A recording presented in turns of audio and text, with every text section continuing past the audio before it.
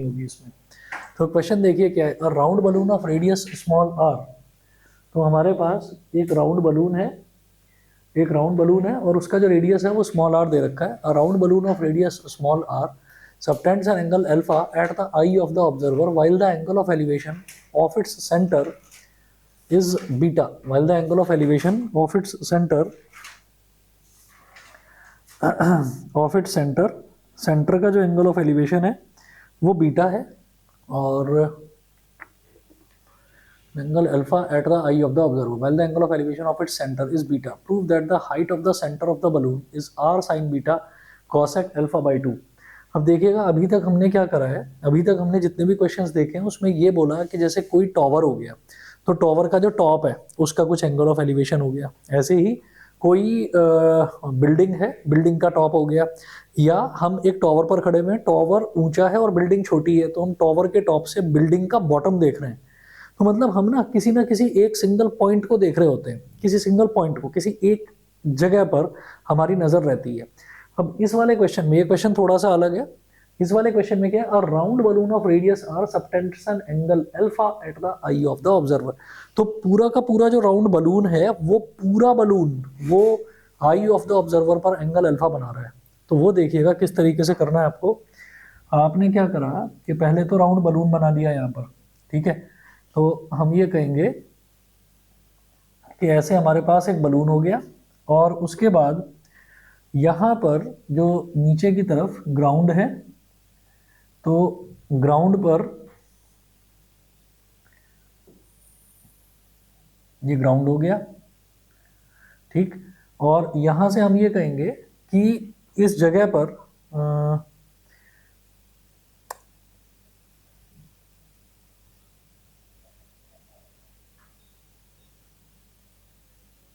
Subtends an angle alpha at the eye of the observer, eight the eye of the observer. तो फिर एक काम करते हैं, ऑब्जर्वर बना लेते हैं एक। तो हमने क्या करा, हमने यहां पर एक ऑब्जर्वर बना लिया।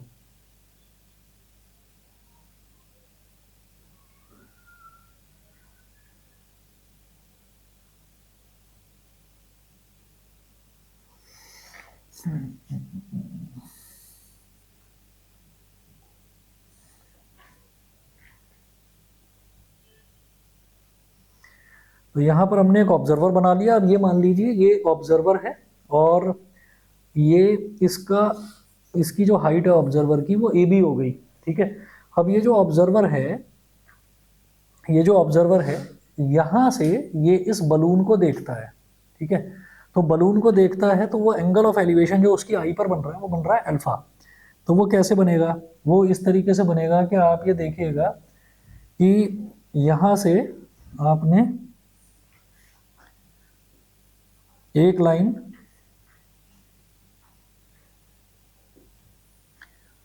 यहां से ली और ये इसको ऐसे टेंजेंशियली टच करेगी, ठीक है। From the eye of the observer ये लाइन इसको टेंजेंशियली टच करेगी। ऐसे ही एक दूसरी लाइन पकड़ी यहां से,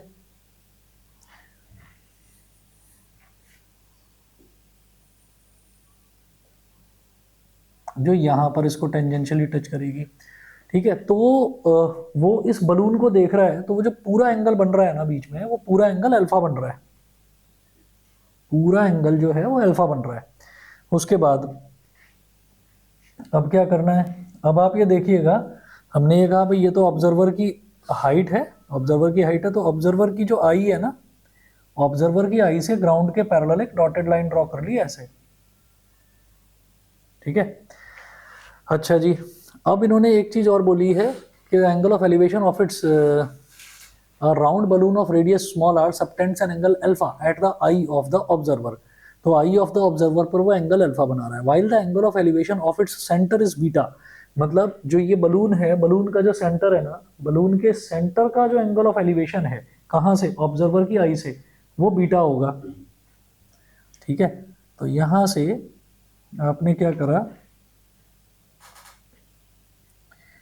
एक लाइन और ड्रॉ कर दी यहां तक, सेंटर तक, ठीक है। बलून के सेंटर को आपने बोल दिया ओ। अब ये जो हॉरिजॉन्टल है, जो हॉरिजॉन्टल लाइन है, हॉरिजॉन्टल लाइन से ये वाला एंगल बनेगा पूरा का पूरा बीटा, ठीक है। और आई पर जो एंगल बन रहा है, बलून जो आई पर एंगल बना रहा है वो अल्फा है, यानी कि ये जो इतना एंगल है दिस इज अल्फा बाई 2, और ये जो इतना सा एंगल है this is also alpha by 2, ठीक है। तो एंगल आधा आधा हो जाएगा, क्योंकि सेंटर तो उसके मिड पॉइंट पर लाई करेगा भाई, डायमेट्रिकली अपोजिट एंड्स हैं, तो सेंटर जो है वो तो मिड में लाई करेगा, तो आधा एंगल अल्फा बाई 2 ये हो गया।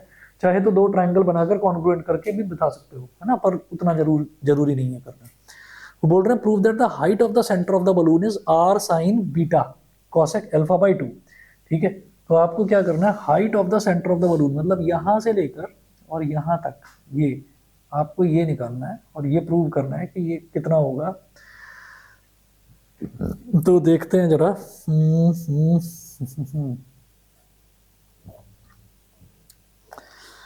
ये हमारे पास हो गया height height height height height कैसे निकालेंगे, इस बंदे की हाइट दे रखी है ए बी की, नहीं, height of the centre of the balloon is R sine beta cosec alpha by 2, नहीं दे रखा है ये भी। तो भाई कैसे करूं कैसे करूं,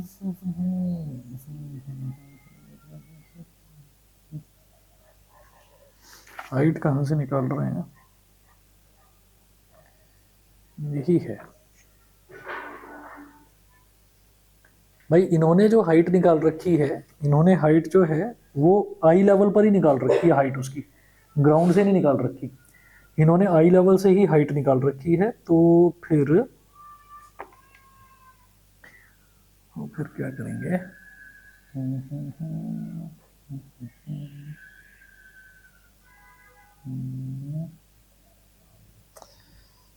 मतलब यहां तक निकाल रखी है इन्होंने हाइट, तो भाई इसको चलिए, जैसे साइन बीटा है, ये वाला जो है यहां से लेकर यहां तक इतना, ये तो स्मॉल आर हो गया, ठीक है। और मुझे इतना सा निकालना है ये तो हमारी जो हाइट है, मतलब वो हाइट तो पूरी मेरे को मालूम है ना, यहां से लेकर यहां तक तो स्मॉल आर है, ये वाली जो है ये मुझे नहीं पता ये कितना है, तो इसको एक्स बोल दो, इसको एक्स बोल दो। और पॉइंट्स ले लीजिए, जैसे ये वाला पॉइंट ए हो गया, ये वाला पॉइंट ओ हो गया, इस वाले पॉइंट को बोल दो सी, इस वाले पॉइंट को बोल दो डी, ठीक है। इतना हमारे लिए बहुत है। और हमको यहाँ पर ये वाला जो ट्राइंगल है ये भी 90 डिग्री बनेगा, ये एंगल 90 डिग्री बनेगा, ये तो समझ गए होंगे आप 90 डिग्री कैसे बन रहा है। 90 डिग्री रेडियस और टेंजेंट के बीच में एंगल 90 डिग्री ही बनता है।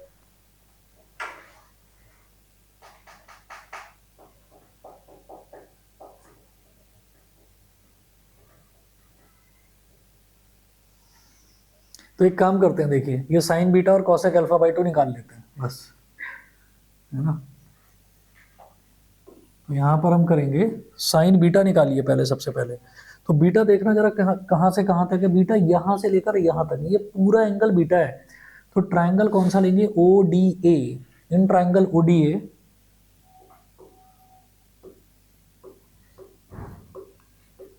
इन triangle O D A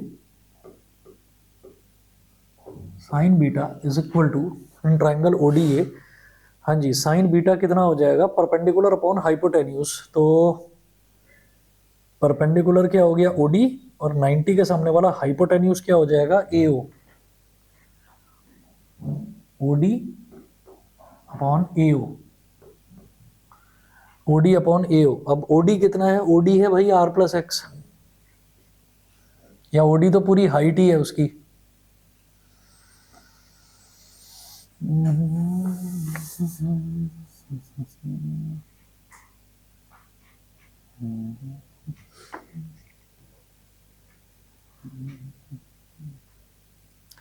sine beta और cosec alpha by 2, cosec alpha by 2,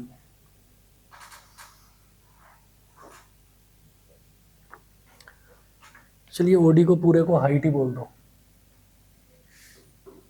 ये तो एच हो गया, यहां से लेकर यहां तक इसको एच ही बोल दीजिए।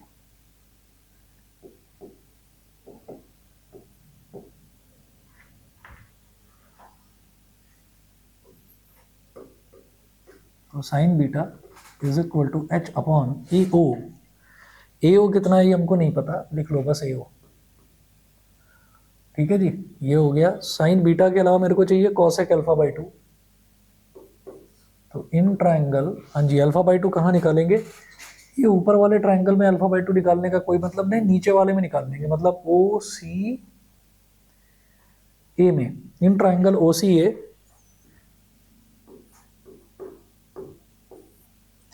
इन triangle O C A cosec alpha by two. हाँ जी, कॉसेक क्या होता है? हाइपोटेन्यूज अपॉन परपेंडिकुलर, साइन का उल्टा। तो 90 के सामने वाला क्या हो गया? एओ, एओ अपॉन परपेंडिकुलर, परपेंडिकुलर क्या हो गया? एंगल के ठीक सामने वाली साइड, यानी कि ओ सी। ओ सी क्या हो जाएगा? आर हो जाएगा। तो cosec alpha by two A O upon O C कितना है? आर है। ठीक है जी। Therefore R sine beta cosec alpha by two, R sine beta cosec alpha by two is equal to R, हाँ जी, साइन बीटा कितना है? H upon A O, H upon A O, और कॉसेक अल्फा बाई टू कितना है? A O upon R. A O से A O cut गया, R से आर कट गया, is equal to H. Bracket में लिख लीजिए हाइट ऑफ बलून। ये याद रखिएगा कि जब भी कभी ऐसा हो कि हमको, अगर मान लीजिए यहाँ पर पर्सन की हाइट दे रखी होती, तो हम क्या करते, ये जो एच निकला है इसमें पर्सन की हाइट और ऐड करते, तो वो ग्राउंड से उसकी हाइट निकल जाती बलून की, बलून के सेंटर की। ठीक है, पर्सन की हाइट यहाँ पर दे नहीं रखी, तो फिर आप सेंटर से आई लेवल पर, ये पर्सन की आई है तो आई लेवल तक की ही हाइट फिर हमको निकालनी है। आ गया ये एच के इक्वल। ठीक है, हाँ, दोबारा देख लीजिए। ये डायग्राम तो समझ में आ गया है ना।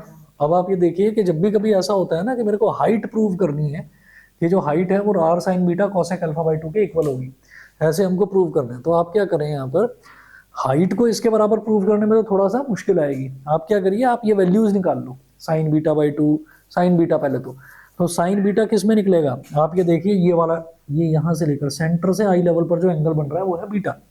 तो ट्राइंगल हो जाएगा ओ डी ए।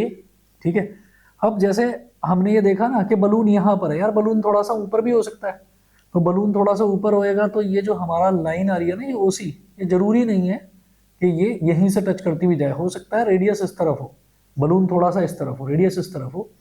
तो हमने ये कह दिया कि चलो भाई ओ से लेकर डी तक ये पूरी की पूरी हाइट हो गई बलून की। ठीक है, तो जब मैं साइन बीटा निकालूंगा तो it will be equal to O D upon A O. ठीक है, ओ डी क्या है? एच, तो sine beta is equal to H upon A O, ये हो गया। उसके बाद देखिएगा कॉसेक अल्फा बाई टू, तो अल्फा बाई टू, ये आधा एंगल अल्फा बाई टू, ये आधा एंगल ये, तो triangle O C A, O C A में मैंने कहा कॉसेक अल्फा बाई टू निकालते हैं, तो cosec alpha by two sine का रेसिप्रोकल, साइन क्या होता है? परपेंडिकुलर अपॉन हाइपोटेन्यूज, ये हो जाएगा हाइपोटेन्यूज अपॉन परपेंडिकुलर, मतलब ए ओ अपॉन ओ सी, तो ए ओ अपॉन ओ सी लिख दिया। अब ओ सी रेडियस है, आर है, तो ओ सी की जगह आर आ गया, ए ओ को ए ओ भी छोड़ दिया। फिर हम ये कॉसेक अल्फा बाई टू आ गया, साइन बीटा आ गया, तो R into sine beta into cosec alpha by two, R into sine beta into cosec alpha by two, ये एच के इक्वल आ जाना चाहिए। आर तो as it is, sine beta कितना है? H upon A O, cosec alpha by two कितना है? A O upon R, A O से ए ओ कट गया, आर से आर कट गया, is equal to H.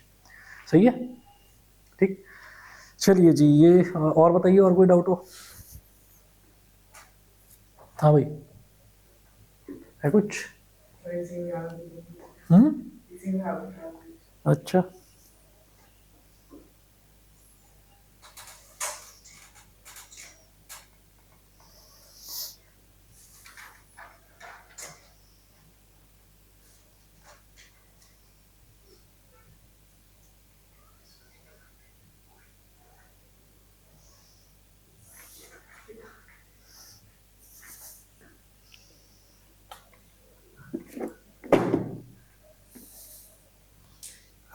Online वाले बच्चे बता दें भाई, किसी का कोई डाउट हो तो।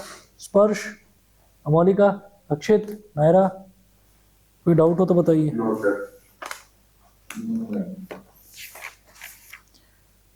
अच्छा जी, तो मैं ही करवाऊँ फिर कुछ, ट्रायंगल से करवा दो PYC। देखता हूँ।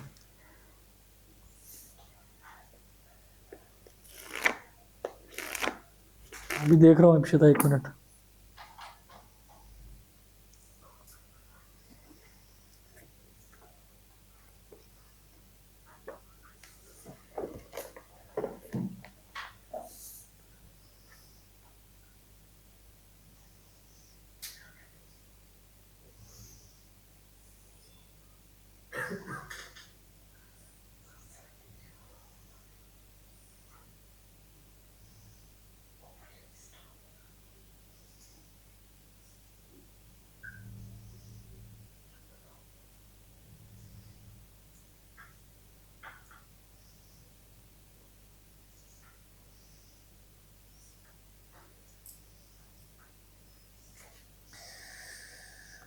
अभी देख रहे हैं जी।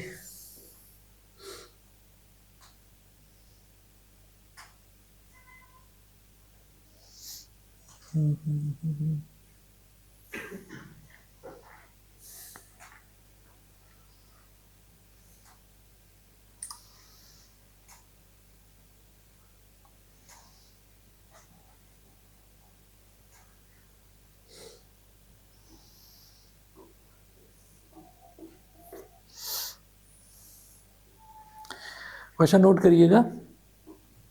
The ratio of the 11th term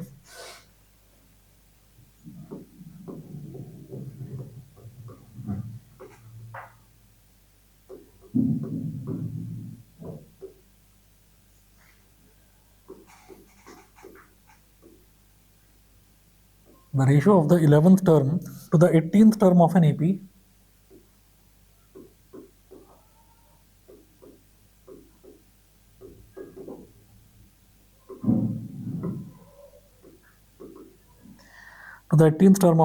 is 2:3. Is 2:3, full stop. Find the ratio of the 5th term to the 21st term.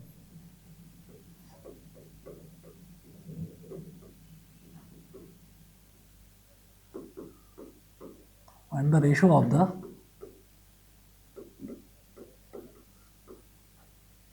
5th term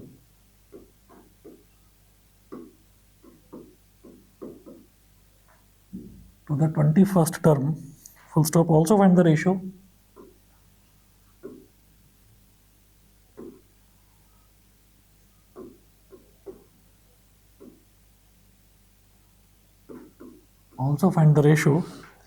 of the sum of first 5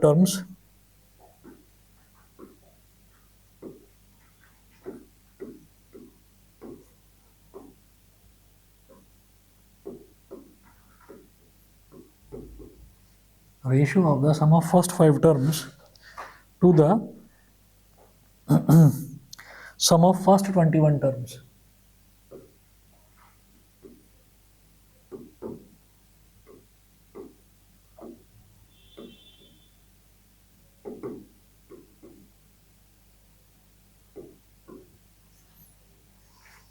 To the sum of first 21 terms.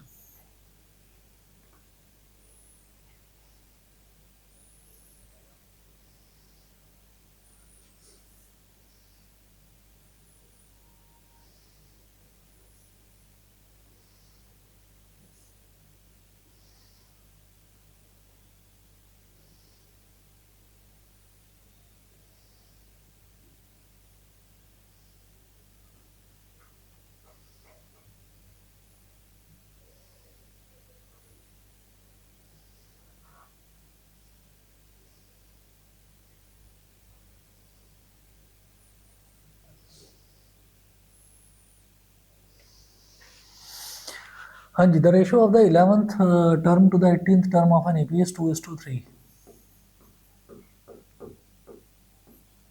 तो given 11th term का ratio यानी कि A11 upon 18th term का ratio मतलब A18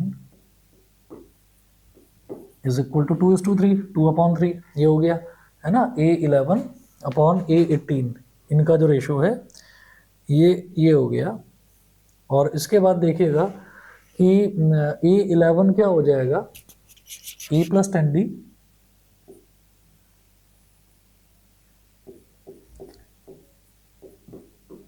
A plus 10D upon A plus 17D is equal to 2/3। ठीक है, cross multiplication करके यहाँ पर D और A में रिलेशन आ जाएगा। तो 3 into A plus 10D is equal to 2 into A plus 17D। तो 3A plus 3 10 30D is equal to 2A plus 2 into 17 34D। 2A को इधर ले आओ, तो 3A minus 2A is equal to 34D minus 30D।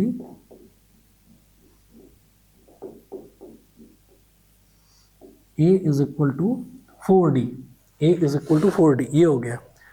ठीक है जी, अब वो कह रहे हैं find the ratio of the 5th term to the 21st term. तो 5th टर्म और 21st टर्म का रेशियो निकालना है। ठीक है, तो देखिएगा कैसे करेंगे। यहाँ तक कर लिया सभी ने? हाँ, कर लिया हो तो आगे बढ़े। ठीक है, चलिए जी, तो A is equal to 4D याद रखना, और 5th टर्म और 21st टर्म का रेशियो निकालना है। तो ratio of 5th term, ratio of 5th term and 21st term is equal to A5 upon A21 A plus 4D upon A plus 20D। ठीक है, तो जरा बताइए A की वैल्यू क्या थी 4D के इक्वल। देख लो, A की वैल्यू 4D के इक्वल थी, तो A की जगह 4D लिख लेंगे।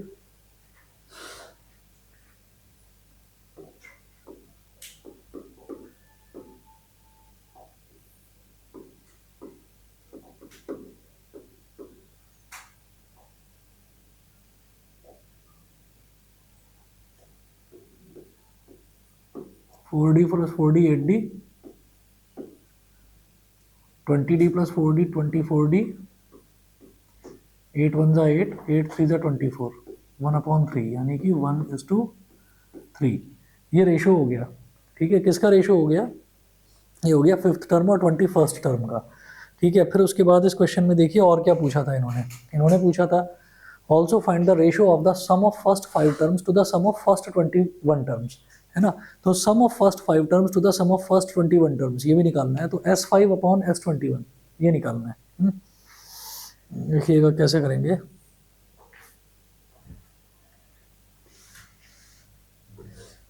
Ratio of sum of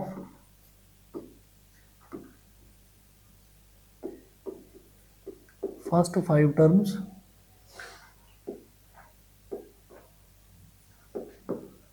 to the sum of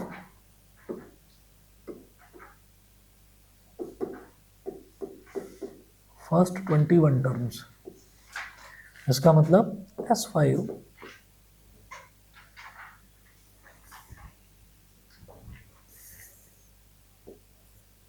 upon S21। तो कैसे निकलता है भाई, 5/2। ठीक है, रेशो सम ऑफ टर्म्स कैसे निकलेगा, 2A प्लस n-1 यानी कि 5-1 इंटू D अपॉन n/2 यानी कि 21/2 into 2A plus 21-1 into D। ये हो गया। अब यहाँ पर 5 के डिनोमिनेटर में भी 2 है, 21 के डिनोमिनेटर में भी 2 है, तो ये 2 से 2 कैंसिल आउट हो गया। Is equal to 5 into numerator में है 2A plus 5-1 is 4D upon denominator में 21, और यहाँ पर क्या है 2A plus 21 minus 1 is 20, 20d is equal to 5। अब यहाँ पर 2a प्लस 4d है तो 2 कॉमन ले सकता हूँ, 2 कॉमन ले लिया तो ब्रैकेट में क्या बचा, a प्लस 2d अपॉन 21 है, इधर से भी 2 कॉमन ले लेंगे, 2 कॉमन ले लिया तो इधर क्या बचा, a plus 10d।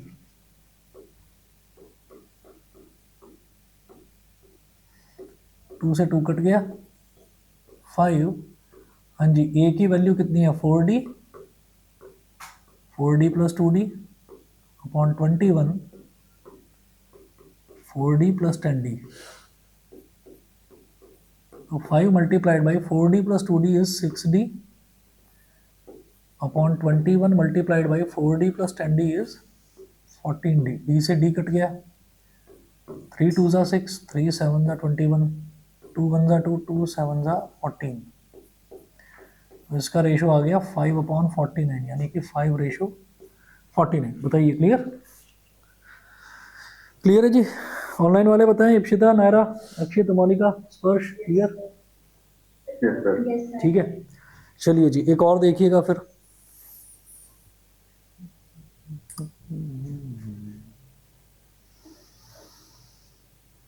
How many numbers lie between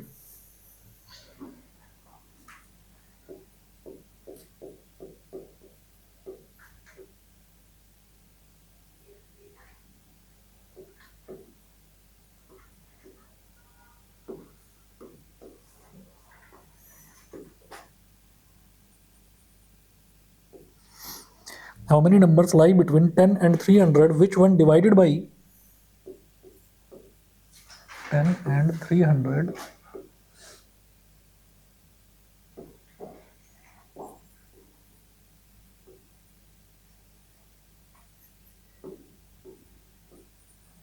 which when divided by 4 leave a remainder 3,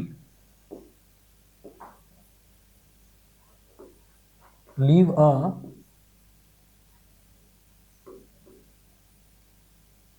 remainder 3, question mark, also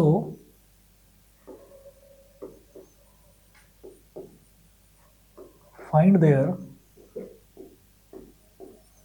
sum, also find their sum।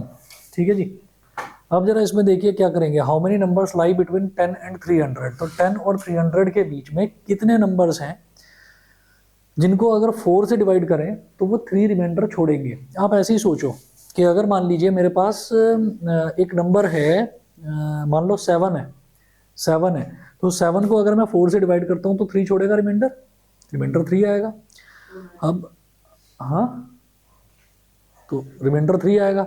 अब इसी तरीके से आप ये सोचिए कि बस एक नंबर निकालना है आपको जो अगर 4 से डिवाइड करने पर रिमाइंडर 3 छोड़ दे, ठीक है, और फिर उसके बाद जितने भी नंबर है सब में 4 4 4 4 ऐड करते चले जाइए, ठीक है ना, काम बन जाएगा।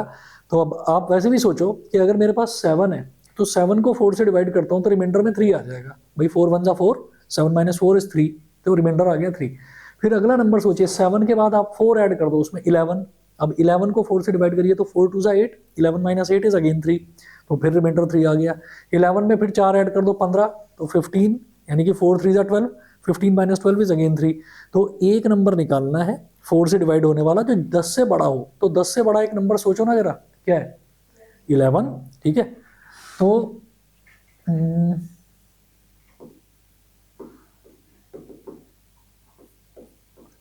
Numbers between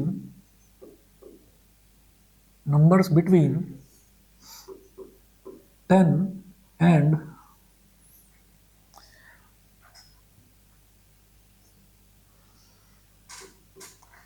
300, which when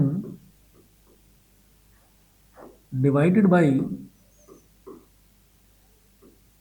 4 leaves a remainder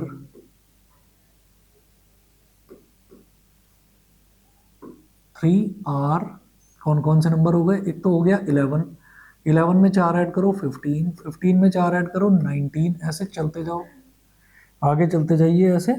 और फिर आप ये देखेंगे कि ये हमारे पास आखिरी नंबर जो है वो क्या आ जाएगा, लास्ट नंबर सोचिए जरा क्या आएगा, 297 है ना। तो 297, 294 होता है डिवाइड, नहीं होता ना, नहीं 294 कंप्लीटली हो जाता है ना डिवाइड, पक्का भाई। 4 7 जा 28, तो 29 माइनस 28 नहीं हो रहा, कंप्लीटली नहीं होता। शायद 296, शायद 296, 296 कंप्लीटली डिवाइड हो रहा है। तो उसमें आप, अच्छा उसमें 3 ऐड कर दो, 299 हो गया। 299 भाई देखो ना, ये 299 है, इसको कर दो 4 से डिवाइड, तो 4 7 जा 28, 29 माइनस 28 इज 1, 19 हो गया। 4 4 जा 16, 19 माइनस 16 इज 3। ठीक है, तो क्या नंबर हो गया आखिरी नंबर, वो हो गया 299। ठीक है, बस अब आगे का काम आप कर ही लेंगे। Which one divided by leave remainder 3, also find their sum. How many numbers पूछ रहे हैं वो, तो clearly it is an AP,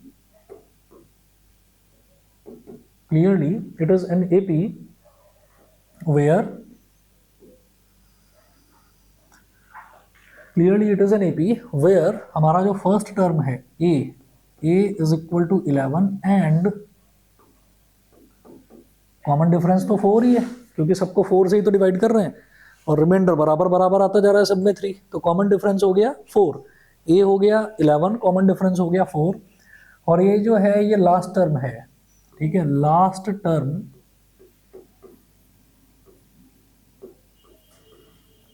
और nth टर्म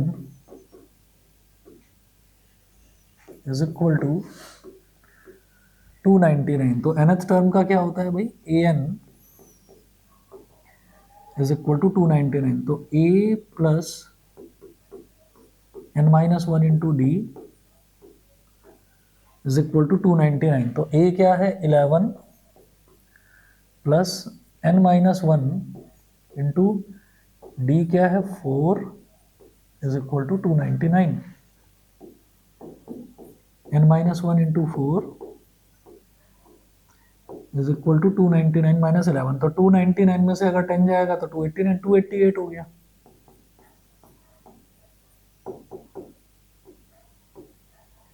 तो 4 7 जा 28 और 4 2 जा 8, 72। n minus 1 is equal to 72, तो n is equal to 73। How many terms, how many numbers, तो कितने नंबर हैं वो, 73 नंबर्स हैं। फिर वो कह रहे हैं ऑल्सो फाइंड देयर सम, इसका सम भी आप निकाल लेंगे। सम कैसे निकलेगा भाई, ए हमारे पास है ही, ठीक है, कॉमन डिफरेंस की मुझे ज़रूरत ही नहीं होती जब मेरे पास लास्ट टर्म होता है। नंबर ऑफ टर्म्स मेरे पास 73 आ गया, तो सम ऑफ एन टर्म्स कैसे निकलेगा, सम ऑफ 73 टर्म्स यहाँ निकाल रहा हूँ, S73 is equal to n by 2, यानी कि 73/2 into a plus l, l क्या होता है लास्ट टर्म, 73/2 11 प्लस 299। ठीक है जी, 299 प्लस 11 कितना हो गया 310।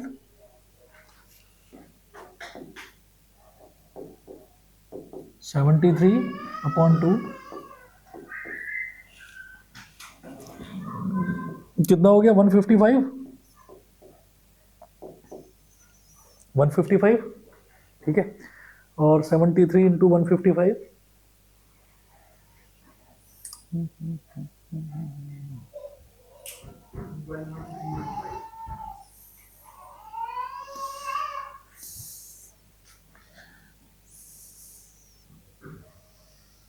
वन 1315।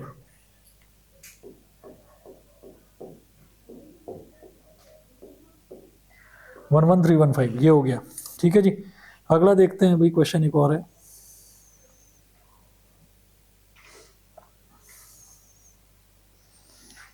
ये सभी ने नोट कर लिया तो आगे बढ़ो, बताइए हो गया। ठीक है, चलिए जी अगला देखते हैं फिर। The graph of y is equal to f x,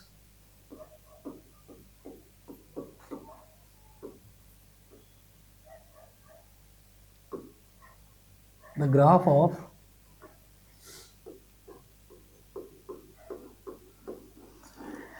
the graph of y is equal to fx is shown in the figure for some polynomial fx.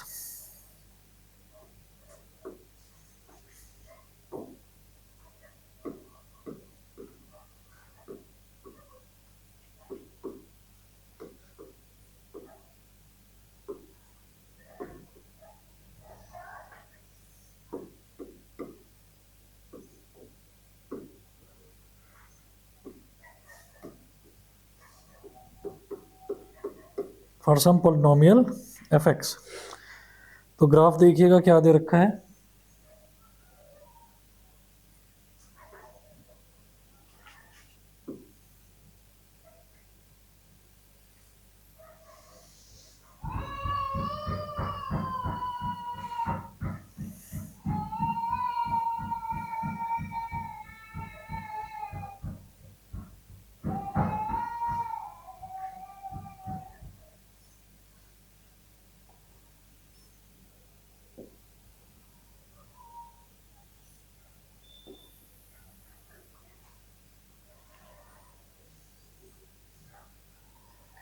तो ये तो हो गई एक्स एक्सिस, इधर तो हो गई एक्स एक्सिस, इसको इन्होंने x बोला है, इसको बोल दिया x डैश, इसको y बोला है, इसको बोल दिया y डैश। ये O फॉर ओरिजिन हो ही गया, और फिर उसके बाद ग्राफ देखिएगा कैसा दे रखा है। यार ये क्या बन गया,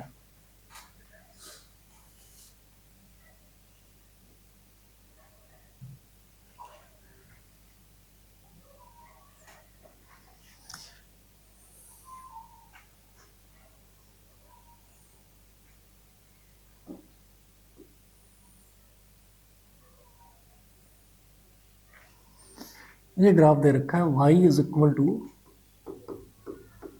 एफ एक्स, ये ग्राफ दे रखा है। The number of zeros of f x is,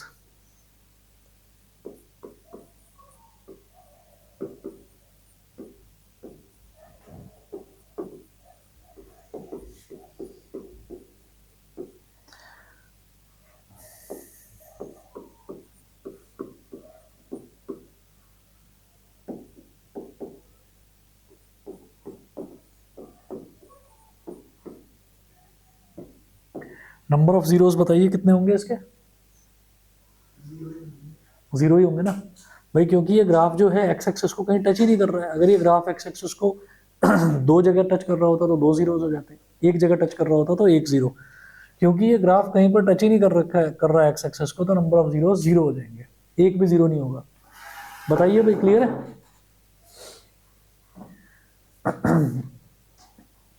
Ipsita clear है? Yes sir. ठीक है जी। और बताइए भाई, और किसी का कोई डाउट हो तो?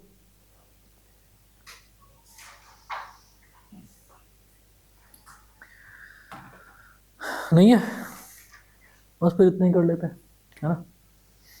ठीक है जी।